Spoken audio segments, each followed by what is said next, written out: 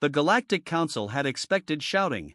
They had expected threats, dramatic ultimatums, maybe even violence. That was how disputes ended. After all, species blustered, fleets maneuvered, ambassadors screamed across translation fields until someone blinked or someone burned. That was how the galaxy worked. So when the human delegation rose from their seats, inclined their heads politely, and walked out of the Grand Convocation Hall without a single word of protest, the Council did not understand what it was seeing. At first, many assumed it was a tactic, a performance meant to unsettle. Humans had developed a reputation for unpredictability. After all, they were new, loud in their early years, stubborn in negotiations, infuriatingly principled about concepts like sovereignty and consent. But now they were quiet. Councillor Vreth of the Caliph Combine flicked his frilled crest in amusement. "Let them sulk," he said through the translator haze. "They will return. They always do." Several delegates nodded. The humans had been denied their petition. After all, again, they had requested restricted access to the Helios Drift, a star-rich corridor bordering human space. The Council had refused, citing ancient treaties written millennia before humanity had ever invented fire, let alone faster-than-light travel. Treaties that benefited everyone but humans. The refusal had been decisive, unanimous, efficient. The humans had listened. Their lead ambassador, Elena Rao, had asked a single clarifying question: "Is this the Council's final position?" When the speaker had confirmed it, she had closed her datapad, stood, and said only, "Then humanity thanks the Council for its time." No threats. No warnings. No anger. They had simply left. The doors of the Grand Convocation Hall sealed behind them with a resonant chime. The session moved on to the next agenda item within minutes. No one noticed the silence they left behind. 3 standard cycles later, the first consequences arrived. It began as a trade anomaly. The Marnati Guild reported delays in human-manufactured components, fusion regulators, medical nanofilters, gravitic stabilizers, items the galaxy had grown accustomed to importing cheaply and in enormous quantities. At first, the Guild assumed a logistics error. Then another cycle passed. Then another. Prices rose, contracts went unfulfilled, smaller polities began filing complaints. The Council's Trade Oversight Subcommittee convened an emergency session. Analysts presented data streams shimmering with red indicators. Human exports have dropped by 87%, reported the avian economist SYLL, across all sectors. Councillor Vreth frowned. "That is not possible. They rely on trade credits." SYLL's feathers ruffled uneasily. "They did." Past tense. A projection flared to life, displaying human economic charts. Domestic production curves surged upward. Internal consumption replaced exports. Energy independence metrics spiked off known models. "They have restructured," SYLL continued. "They are no longer dependent on external markets." Another delegate scoffed. "That is impossible in 3 cycles."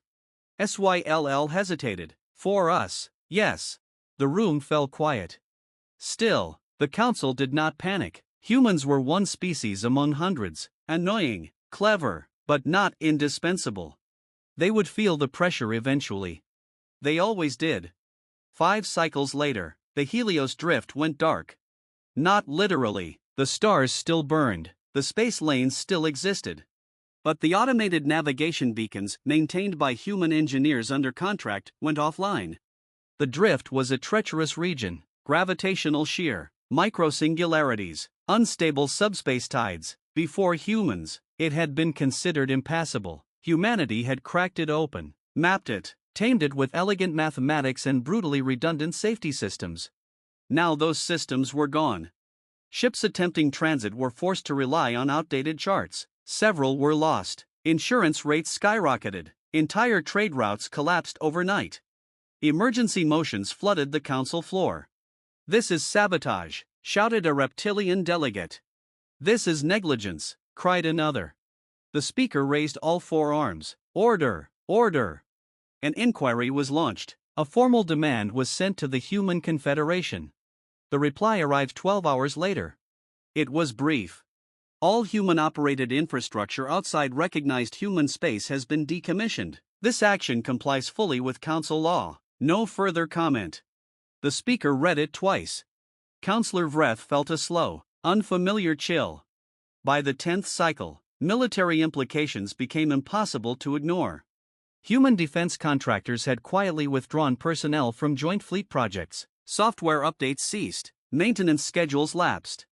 Ships still functioned, mostly. Until they didn't. A patrol cruiser of the Threxian hegemony lost inertial dampening during a routine jump. The crew survived, barely, but the vessel was crippled. Investigations revealed a cascading failure in a human-designed subsystem, one that required regular recalibration by certified human technicians. Technicians who were no longer present. Fleet commanders demanded answers. The Council summoned human representatives. None came. The human embassy on Council Prime was empty, cleared out, cleaned, leased space returned to municipal control. No protest. No farewell. Just absence. It was Councillor Nail of the Ashari who finally voiced what many had begun to fear. They are not angry, she said quietly during a closed session. Anger seeks response. This is something else. The chamber lights dimmed slightly as the speaker leaned forward. Explain. Nail's bioluminescent skin pulsed slowly. They are done. A murmur rippled through the delegates. Done? Scoffed Vreth. With what? Us? Yes, Nail replied. With us. She gestured, and a series of intercepted human broadcasts appeared. Domestic addresses, policy briefings, cultural transmissions. None mentioned the Council. None mentioned alien species at all. Humanity had turned inward. They asked. Nail continued. They negotiated. They complied with our laws even when those laws disadvantaged them. When they were denied again, they did not fight. They walked away.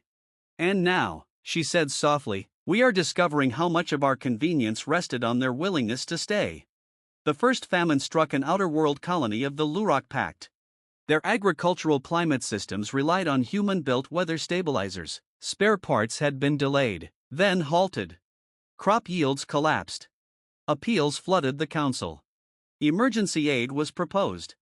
Ships were dispatched. They arrived to find systems incompatible with non-human repair protocols. The stabilizers required human quantum keys, cryptographic signatures tied to human neural patterns. Keys no longer issued. Millions suffered. Not from malice. From silence. Panic began to spread. The Council authorized a diplomatic mission directly to Earth. It was an unprecedented move. Council law dictated that all diplomacy flowed through neutral space. But desperation bends tradition. A delegation of 12 species boarded a courier vessel and made the long jump to Sol. What they found unsettled them deeply. Earth was quiet. Not abandoned, not ruined. Focused. Orbital infrastructure had doubled. Shipyards glowed with disciplined activity. Defense arrays hummed, vast and precise. The delegation was met, politely, by a human liaison. She listened as they spoke, as they pleaded, as they cited mutual benefit, shared prosperity, interdependence. When they finished, she nodded. We understand, she said. You are experiencing difficulty. Yes, said the speaker's emissary, and humanity can help. The liaison smiled faintly. We know. Then. But we won't. The chamber they sat in was simple. No intimidation, no guards in sight. Why? Demanded one delegate. You gain nothing from this. We gain peace, the liaison replied. Autonomy, safety. She folded her hands. For centuries, the galaxy expanded by absorbing others into its systems. Humanity tried to join. We tried to contribute. You rejected us, she said gently, not violently, not cruelly, just, completely. We learned. What? Whispered Nail. The liaison met her gaze. That we are not needed, she said, only useful. And usefulness, she added, is a leash. Silence filled the room. We walked away, the liaison continued. We stopped holding up structures that were never built for us.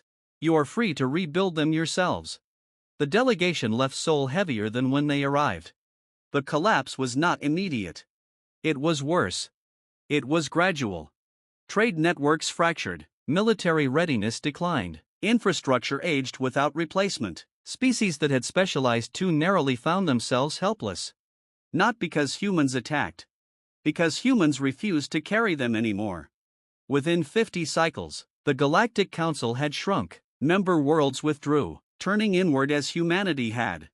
The great convocation hall stood half empty. Counselor Vreth, older now, sat beneath dim lights. He remembered the day the humans had walked out. He remembered laughing.